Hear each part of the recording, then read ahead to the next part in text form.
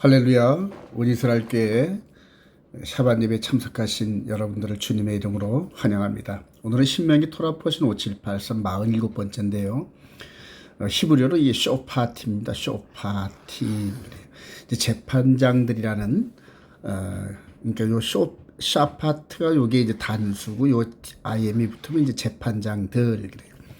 자, 신명기 16장 18절 내 하나님이 여호와께서 내게 주시는 각성에서 내 지파를 따라 재판장들과 지도자들을 둘 것이요 그들은 공의로, 이 공의는 이제 하나님의 나라의 공의죠. 백성을 재판할 것이다. 너는 재판을 굳게 하지 말며 사람을 외모로 보지 말며 또 뇌물을 받지 말라. 뇌물은 지혜자의 눈을 어둡게 하고 의인의 말을 굳게 하느니라. 그래요. 자, 이 샤파트라는 말은 샤파트. 이게 그림을 좀 크게 볼까요?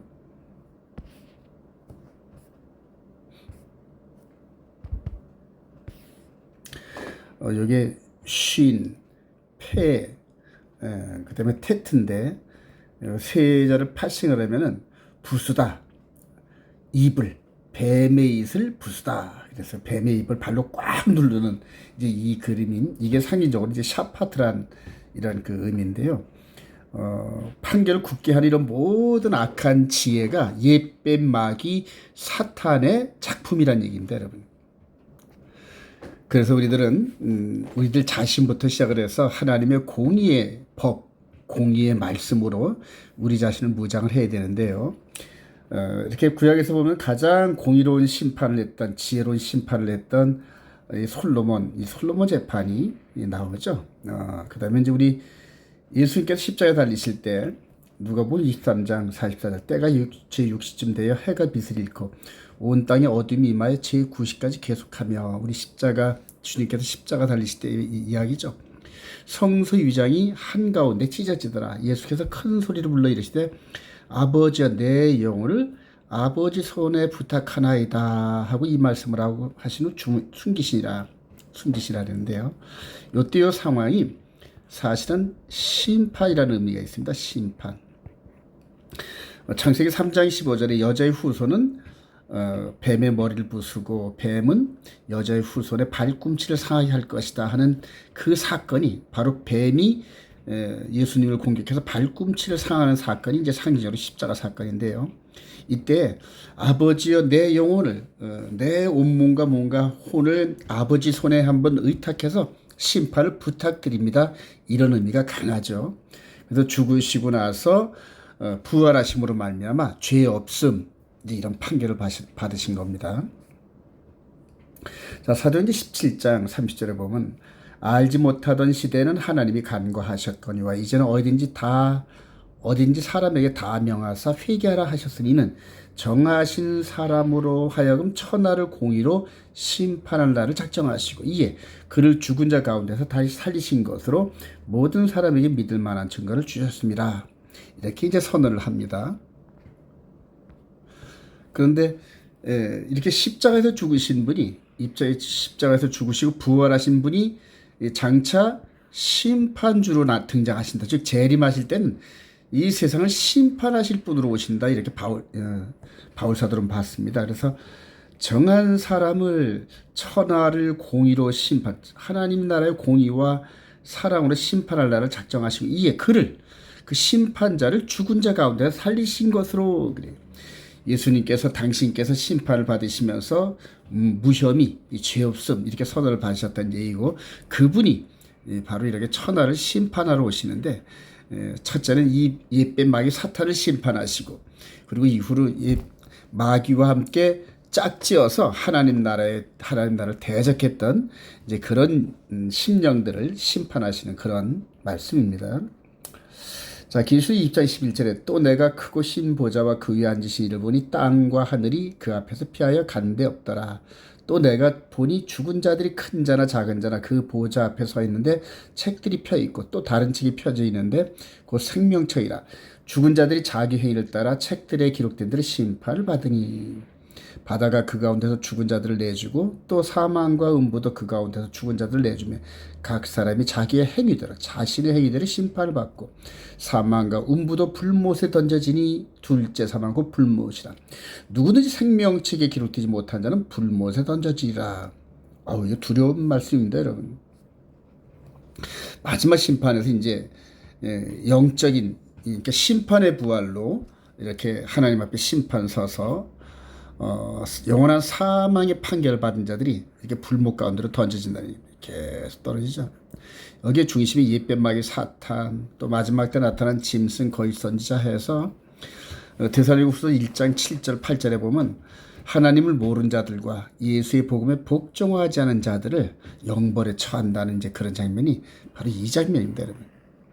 그래서 장차 저와 여러분들은 이런 육신적인 어떤 이런 심판, 판결, 삶에서의 순종 이것도 중요하지만은 장차 영의 몸이 심판받는 그 상황에서 그것을 미리미리 준비한다는 그런 의미가 있습니다. 자, 이 심판의 기준이 되는 하나님의 법, 이 법의 기원과 그 마지막을 한번 볼까요?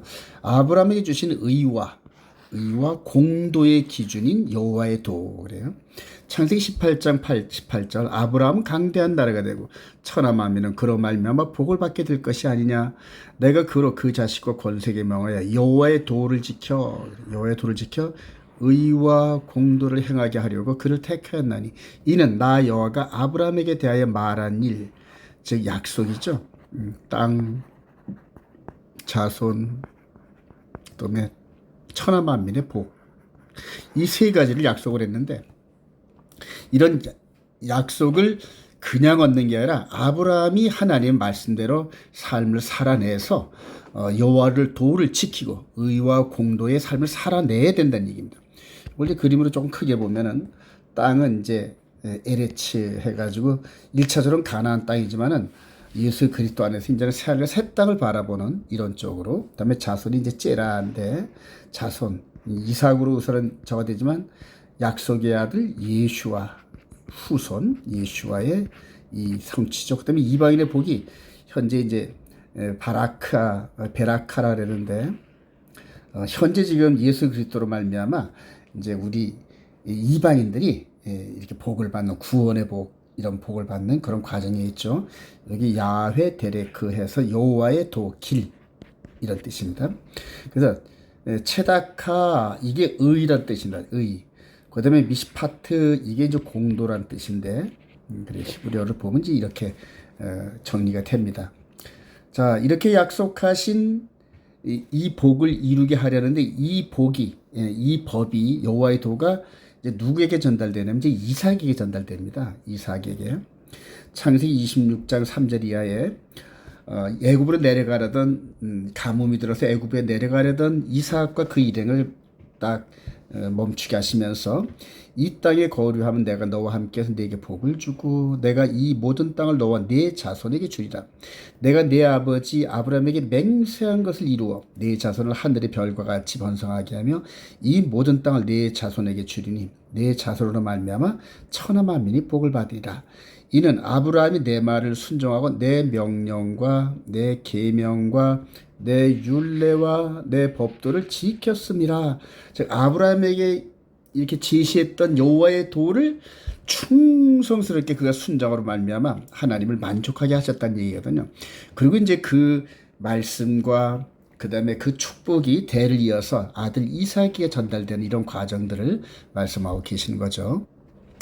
이후로 우리 창세기 이후로 이제 이삭의 또 야곱의 요셉, 그다음 70명의 그 야곱의 가족들이 예루살렘에 내려가서 430년 후가 되니까 모세를 통해 출애굽한 백성들이 장정만 60만 명, 그다음에 전체만 300만 명 정도 된다 그러죠.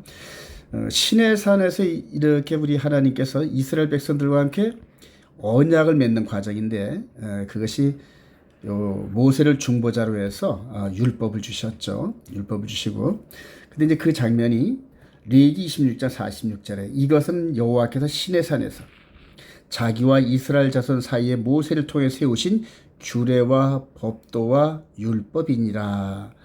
또 레위기 27장 34절에 이것은 여호와께서 시내산에서 이스라엘 자손을 위하여 모세에게 명령하신 계명이라. 그래서 이삭에게 여호와 아브라함에게 전해졌던 여호와의 도가 이삭에게 전달되면서 계명과 규례와 율례와 법도로 확대되는 이런 과정들인데 그게 그대로 이 이삭의 후손인 아브라함과 이삭의 후손들인 이스라엘 백성들에게 그대로 전달되잖아요. 그래서 시내산에서 언약의 형태로 메리트의 형태로 이렇게 이스라엘 백성들에게 주어지는 걸 이제 볼 수가 있습니다.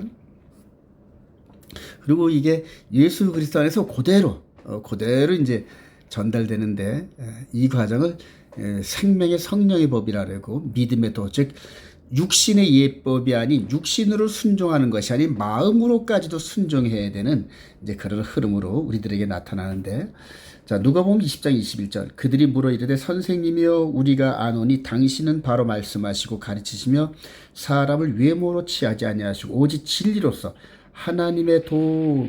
이게 바로 여호와의 도거든요. 여호와의 도. 우리가 가이사에게 세를 바치는 것이 옳으니까 옳지 않으니까 아니 하면서 예수님께서 이 바리새인들과 서기관들이 볼 때는 하나님의 여호와의 도를 가르치고 있는 거거든요. 그래서 아브라함에게 제시됐던 여호와의 도가 이삭과 육신의 후손들을 통하여 예수 그리스도 안에서 완벽한 생명의 성령의 법으로 이제 우리들에게 선포되어지는 그런 법이었다는 얘기입니다. 자, 유다서 3절에 보니까 사랑하는 자들아 우리가 일반으로 받은 구원에 관하여 내가 너에게 편지하려는 생각이 간절하던 차에 성도에게 단번에 주신 믿음의 도를 위하여 그래요.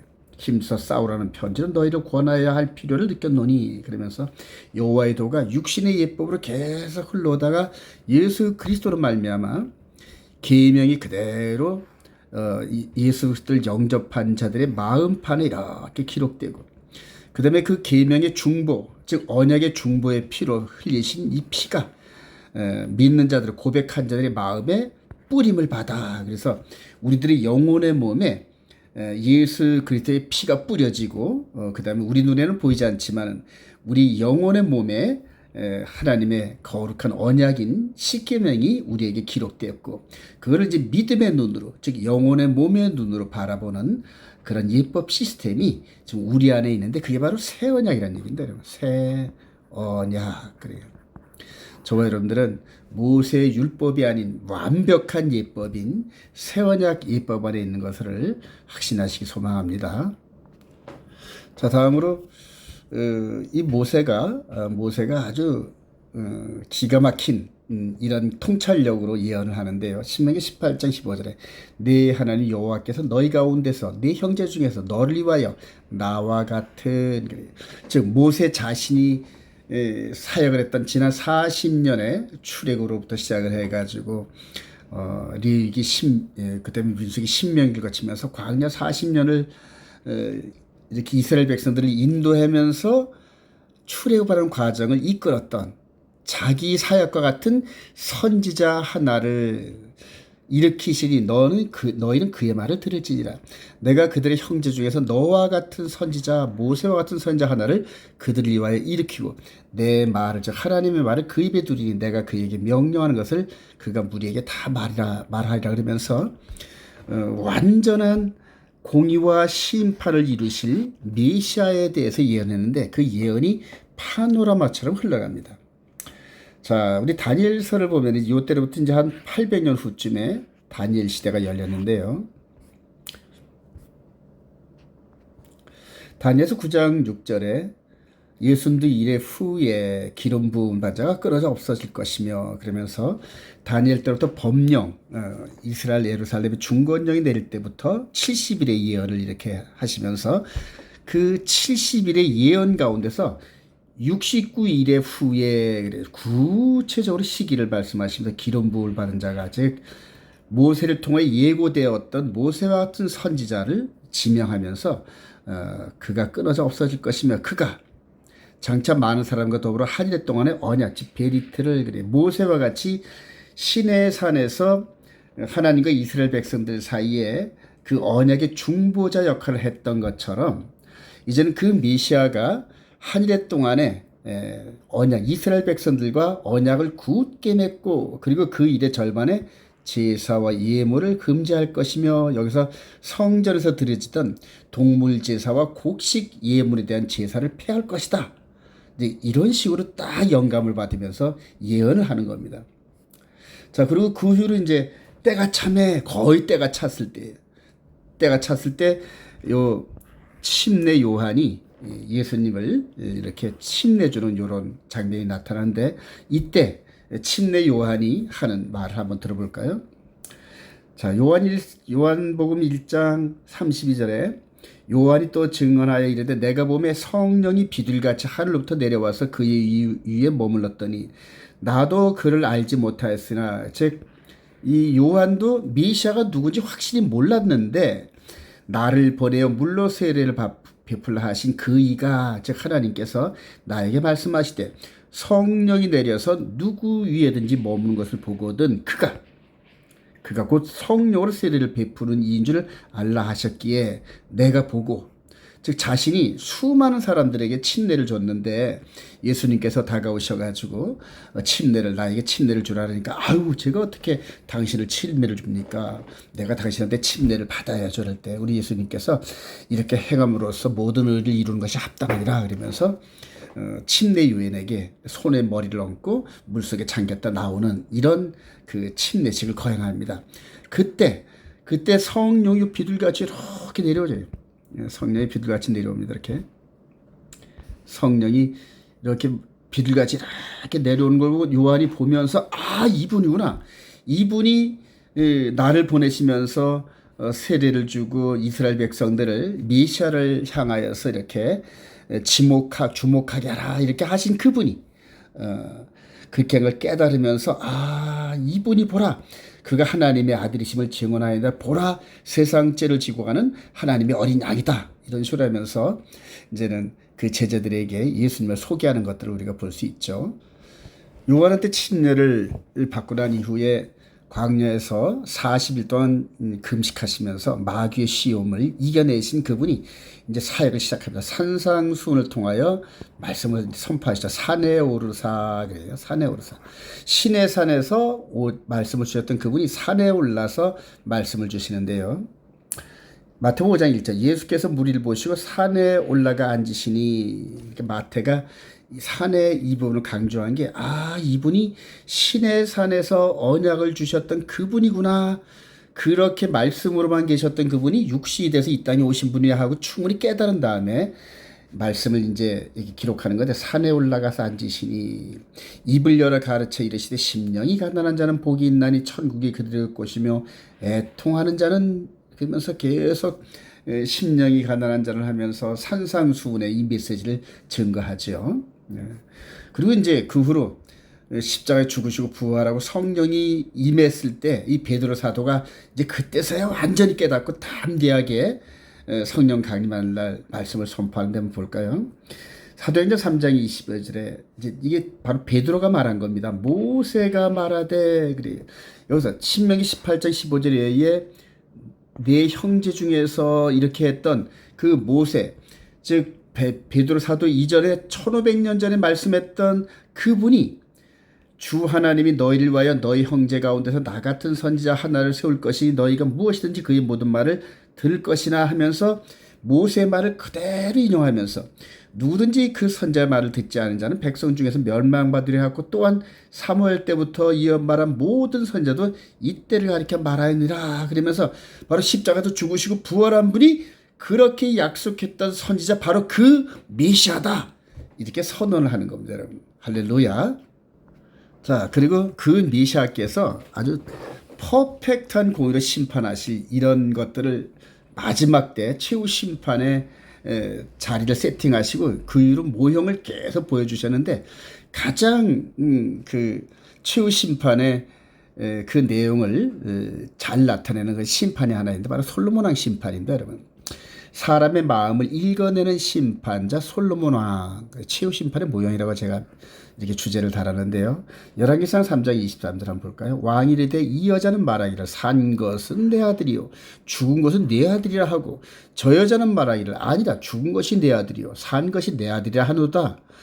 하고 또 이르되 칼을 내게 가져라 하니 칼을 왕 앞에 가져오니라. 왕이 이르되 살아있는 아이를 둘로 나누어 반은 이 여자에게 주고 반은 저 여자에게 주라. 아주 공평하죠. 서로 다 자기 거라니까 아주 반 갈라서 나눠줘라 이렇게 이제 선언을 한 겁니다. 그리고 그 명령을 받은 그 부하 장수가 진짜 칼을 들고 산 아이를 반으로 갈르려 그럽니다, 여러분. 예, 이렇게 솔로몬하고는 대연하게 이걸 보고 있는 겁니다, 여러분. 자, 그런데 이 두 여인이 서로 죽은 아이는 상대방 거고 살아있는 아이는 내 거라고 막 하니까 그럼 살아있는 아이도 반으로 쭉 갈라서 주면 공평하겠네. 아주 가장 원색적이고 가장 무식한 듯한 판결을 이 솔로몬 왕이 내립니다, 여러분. 자, 그랬더니 그 26절에 그 살아있는 아들의 어머니 되는 여자가 그 아들을 위하여 마음이 불붙는 것 같아서 왕께 아뢰어 청하되 내 주여 살아있는 아이를 그에게 주시고 아무쪼록 죽이지 마옵소서 하되 다른 여자는 말하기를 내 것도 되게 말고 내 것도 되게 말고 나누를 한지라 그래요. 여기서 살아있는 그 아이의 어미가 그 아이가 죽는 것을 불쌍히 여기면서 차라리 죽는 것보다는 저 여자에게 주어서 살아있는 게 낫겠지 하고 이렇게 고백을 한 건데 여기서 엄청난 고백을 한 겁니다. 여기서 이 왕 앞에 거짓말을 해가지고 거짓말자위로 판결되면 얼마나 많은 페널티가 다 돌려오겠습니까, 여러분? 거의 뭐 죽음에 이를 정도의 체벌을 받을 거라 저는 생각을 하는데요. 그거를 무릅쓰고 그냥 그 살아있는 내 아이가 죽는 것이 정말로 두렵고 떨려서 그냥 그 아이를 위해서 모든 것을 내놓는 그 어미를 이렇게 보면서 이렇게 솔로몬 왕이 두 여자를 이렇게 바라보니까 벌써 심중에 딱 보이지 않습니까? 그래요. 다른 여자를 한번 또 볼까요? 다른 여자, 즉 죽은 아이의 어미는 말하기를 내 것도 되게 말고 내 것도 되게 말고 나누게 하라 하는지라. 이 장면을 본 솔로몬 왕이 대답하이르되 살아있는 아이를 저 여자에게 주고 결코 죽이지 말라. 저가 그의 어머니라 하매. 그래요. 그러니까 도저히 판결을 내릴 수 없는 어떤 방법도 없을 것 같았던 이 판결을 뭐 지금이야 뭐 DNA 검사라면 바로 나오는데 지금부터 3,000년 전 얘기입니다, 여러분. 이렇게 판결을 내놓고 정확한 판결을 하니까 온 이스라엘이 왕이 심야에 판결함을 듣고 왕을 두려워하였으니 정확하게 판결해내고 근데 이런 판결의 이 원천은 하나님의 지혜였단 말입니다. 하나님의 지혜가 그 속에 있다는 얘기입니다.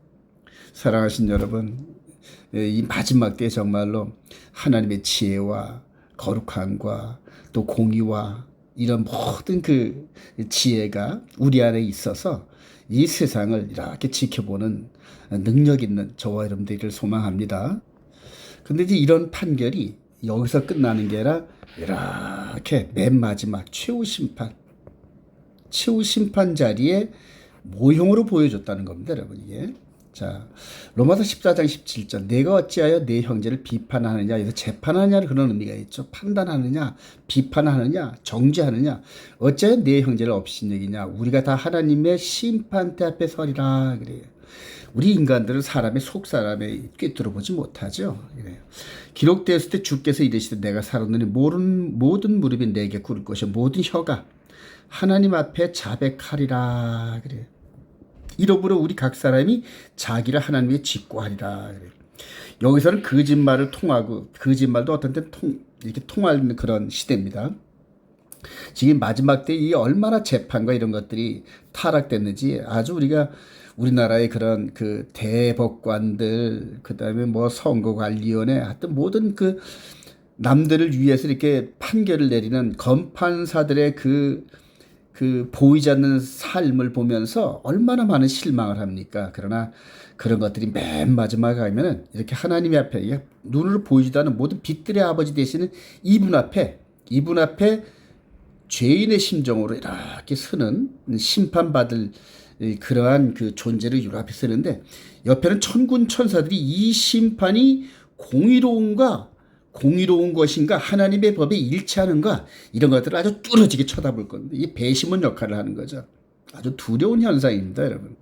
자, 이런 과정을 미리 바라본 그러한 그 히브리서 기자는 히브리서 4장 12절에 하나님의 말씀은 살아있고 활력이 있어 자위의 날선 어떤 것보다 예리하여 혼과 영과 그래 우리 육이 아닌 보이지 않는 영혼과 혼과 관절과 골수를 찔러 쪼개까지 하면 또 마음의 생각과 뜻을 판단하나니. 솔로몬이 두 여인의 마음과 생각을 판단해서 아주 공의로운 심판을 내렸던 것처럼 보세요. 지으신 것이 하나도 그의 앞에 나타나지 않으며 없고 우리의 결산을 받으실 이의 눈앞에 만물이 벌거벗은 것 같이 드러나리라. 우리가 심판대할 때 벌거벗었어요. 벌거벗어요. 마치 그 나만 장군이 요단강에 들어갈 때 홀라당 벗고 벌거벗은 채로 들어갔듯이 이제는 하나님의 보좌 앞에 우리가 벌거벗은 채로 씁니다, 여러분. 숨길 데가 없어요. 거짓말할 수 있는 그런 분위기가 아닙니다, 여러분. 그래요. 자, 14절. 그러므로 우리에게 큰 대제사장이 계시니 아직까지는 우리가 대제사장인 예수 안에서 심판 자리에 들어가질 않거든요. 아직까지는 이 곧 하나님의 아들 예수, 우리가 믿는 도리, 예수 그리스도를 믿는 도리를 굳게 잡아라 그래요. 이것을 계시록 12장 17절 14장 12절에서 하나님의 계명과 예수를 믿는 증거를 가진 자들. 그래서 우리 속 사람이 하나님의 계명 안에서 산상수훈에 있는 것처럼 마음으로까지도 그 말씀을 순종하면서 거기에 중보의 보혈을 흘려주신 예수 그리스도의 피, 이게 이제 믿는 도리란 말입니다. 그래서 우리가 아직 이 자리에 서기 전에, 우리가 하나님 앞에 심판대 앞에 서기 전에 우리가 이런 모든 어그러진 일들을 다 결산을 다 말갛게 씻어내고 이제 가야 된다는 그런 얘기인데 16절 한 번 더 고백하는. 그러므로 우리는 긍휼하심을 받고 때를 따라 돕는 은혜를 얻기 위하여 은혜의 보좌 앞에 담대 날 것이나 영과 진리 안에 드려진 예배를 통하여 하나님 앞에 나갈 때 죄를 고백하고 우리 마음속에 있었던 그 죄까지도 고백하고 그리스도의 보혈로 깨끗이 씻김 받고, 그리고 현재 이렇게 보좌에 이렇게 앉으신, 이게 옛날에 이전에 보면 이제 언약궤 위에 십계명 위에 이렇게 쉐키나의 영광으로 나타나는데, 이렇게 우리 마음의 세계가 예배를 드릴 때 그 거룩하신 하나님의 영광을 함께 나누기 위해서 우리가 깨끗이 씻김 받고 들어가야 되는데, 그게 예수 그리스도의 보혈의 피가 아니면 불가능하거든요.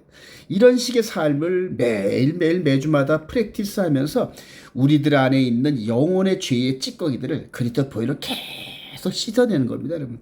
그게 바로 믿는 도리거든요.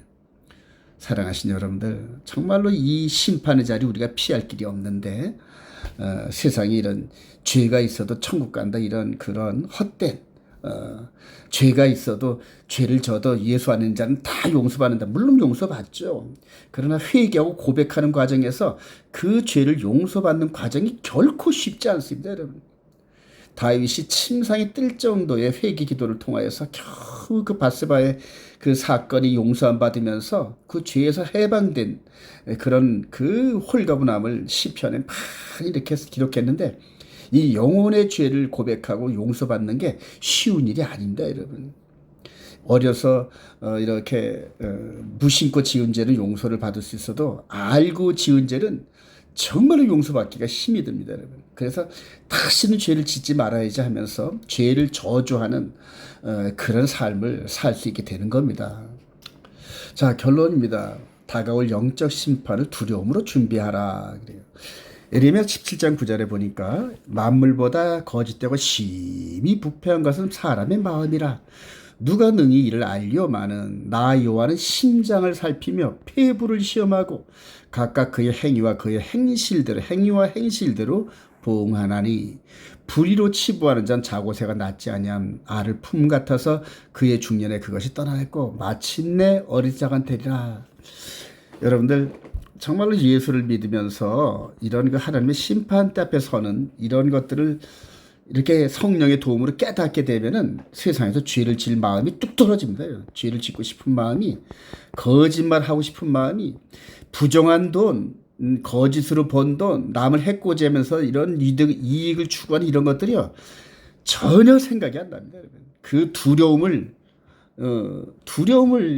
느끼는 사람들은요, 이전에 대제사장이 1년에 한 번 딱 지성소에 들어갈 수 있는 이 길이 열린 대속제일인데요. 이제 이걸 7월 10일 이스라엘 달력으로 7월 10일 이걸 용키푸르라 합니다. 여느 때는 요 앞에서만 이제 제사를 드리고 기도하죠. 이 안에 들어갈 때 레위기 16장에 보면은 먼저 자기 자신을 위해서 큰 송아지 잡고 그리고 또 염소도 잡고 하면서 그 피를 갖다 뿌리는 과정이 두렵고 떨리는 마음으로 이 대제사장이 이 대속죄일 날 지성소를 들어갔다 나오는 그런 것들을 볼 수가 있습니다. 자, 근데 이런 일들이 이제는 장차 우리 앞에 이렇게 십계명이 기록되어져 있는 하나님의 보좌 앞에 이렇게 우리가 나타나서 이 말씀의 빛에 의해서 우리가 그냥 마치 엑스레이 사진을 찍듯이 몸을 그래서 어디에 이렇게 병이 있나 하고 찾아내듯이 이제는 이 말씀의 빛이 우리 심판대 앞에 서 있는 우리 앞에 쫙 비칩니다, 여러분. 이건 두렵지 않습니까, 여러분? 자, 히브리서 12장 21절. 그 보이는 바가 이렇듯 무섭기로 모세도 이르되 내가 심히 두렵고 떨린다. 즉 하나님이 모세야 하고 부르시면은 예 하고 늘 하나님을 뵙고 이 하나님의 지성소에 들락날락했던 이 모세도 한 번 들어갈 때마다 하나님 앞에 들어갈 때마다 심히 두렵게 떨린다 그랬대. 자, 그런데 너희가 이룬 것은 시온산과 살아계신 하나님의 도성인 하늘의 예루살렘과 천만 천사와 하늘에 기록된 장자들의 모임과 교회와 만민의 심판자이신 하나님과 및 온전하게 된 의인의 영들과 새 언약의 중보자신 예수와 및 아벨의 피보다 더 나은 것을 말하는 뿌린 피니라 그러면서 바로 이 동물 제사의 피가 뿌려진 이곳이 아닌 하나님의 아들 예수와의 피가 뿌려진, 그래서 아주 퍼펙트한 그런 삶을 살아내는 그 천국에서의 이 심판, 이 앞에 불려가야 할 터인데, 저 여러분들이 거기 가기 전에 우리가 우리 영혼의 몸을 이제 기회가 있을 때 새 언약 아래에서 이 계명을 준수하고, 그러다 죄가 생각나면 그리스도의 보혈을 의지해서 그 회개 기도하고, 그 다음에 그렇게 넘어지게 했던 마귀와 이 멱살을 잡고 싸우면서 다시는 내가 죄에 넘어지지 않으리 하면서 결단하면서 일어나면서 성령의 도우심으로 용서받는 그러한 그 은혜를 체험할 때, 내가 이제 다시는 내 죄를 짓나 봐라. 육신의 죄는 물론이거니와 마음 안으로도 이성을 바라보면서 음란한 생각을 한 것, 이것도 회개하고, 마음 안에서 남을 미워했던 것, 이런 것들도 회개하고, 남들을 욕하고 비판하고 흉보고, 그냥 그것이 내 의에 의해서, 내 육신적인 의에 의해서 하나님 말씀 조금 안다고 그냥 막 입으로 정죄하고 하는데, 이런 죄들, 이거 얼마나 무서운 일인지 모릅니다, 여러분. 야고보 사도의 메시지를 한번 들어볼까요? 야고보서 4장 11절. 형제들아 그래요. 서로 비방하지 말라. 비난 비판 정죄하지 말라 그래요. 왜냐하면 형제를 비방하는 자나 형제를 판단하는 자는 곧 율법을 비방하고 율법을 판단하는 것이라 그래요. 이 율법은 하나님 말씀입니다. 하나님께서 독자적으로 주신 말씀입니다. 근데 내가 만약 율법을 가지고 남을 판단하면은 율법의 준행자가 아니요 재판관이지 않느냐 네가, 이 얘기거든요, 여러분. 입법자와 재판관은 오직 한 분이시니, 아까 베드로가 얘기했듯이 죽었다가 장사됐다가 살아나신 그 일을 최후 심판자로 하나님께서 세우셨는데, 그분이 입법자이시고 그 법 앞에서 스스로 자기를 드러내서 십자가 죽으시면서 하나님의 완전한 재판관이신 하나님 앞에 제가 죄가 있는지 죄가 없는지 판단해 주옵소서, 심판해 주옵소서 하고 마지막 자신의 영혼을 맡겼다 이렇게 선언했는데, 너는 죄가 없어. 그리고 부활하셨다는 얘기예요. 이제 그분이 마지막 심판 때에 우리들 이렇게 심령패부를 보듯이 보실 터인데, 능히 구원하시기도 하시며 멸하기도 하시느니라. 너는 누군데 감히 이웃을 판단하느냐? 네가 재판관이냐는 얘기예요. 두렵습니다, 여러분. 그래서 교회 안에서는 사랑하신 여러분들, 정말 남 비판하지 마시기 바랍니다. 남의 허물을 남들한테 전달하지 마시기 바랍니다. 남의 허물을 남들한테 옮기지 마시기 바랍니다. 남의 허물이 보이거든 혹시 그 허물과 같은 그런 죄가 나한테는 없는지 자신을 먼저 돌보시길 바랍니다. 그리고 그렇게 허물이 보였던 그를 위해서 정말로 기도하시길 바랍니다. 기도하시면서 계속적으로 성령의 도우심으로 그 죄를 범하고도 아직 죄를 깨닫지 모르고 뻔뻔하게 사는 그 동력자, 그 함께 걸어가는 성도들을 위해서 눈물 흘리며 기도하시면서 죄를 깨닫고 회개하고 거듭날 수 있게끔 중보기도 하시기 바랍니다. 우리한테는 그런 사명밖에 없어요. 남들을 정죄하고 판단하는 그런 능력과 권세를 우리한테 주신 적이 없습니다, 여러분. 사랑하신 여러분, 다시 한번 저도 이런 경험을 하면서 여러분들한테 권면합니다. 남의 허물이 발견되면 먼저 자신을 돌보고, 그리고 그걸 놓고 기도하시고, 그리고 그 사람이 이렇게 좋은 일, 잘 된 이런 것들을 입으로 칭찬하면서 악에서 벗어나서 선함이 가득하고 악한 것을 이겨내는 그런 과정을 함께 걸어가는 그런 일꾼이 되달라고 기도하시길 바랍니다. 그런 기도를 하는 그 성도들을 하나님께서 얼마나 이뻐하시겠습니까? 얼마나 능력을 부어주시겠습니까? 그리고 이 마지막 때 온 세상이 죄로 가득 찰 이때에 정말로 하나님 아버지의 그 올바른 공의의 빛, 의와 공도의 삶의 빛을 살아내면서 마지막 때 천국 가는 여정의 이정표가 되는 하늘의 별과 같이 빛나는 그런 성도님들이 되시기를 저와 주님의 이름으로 축원드립니다.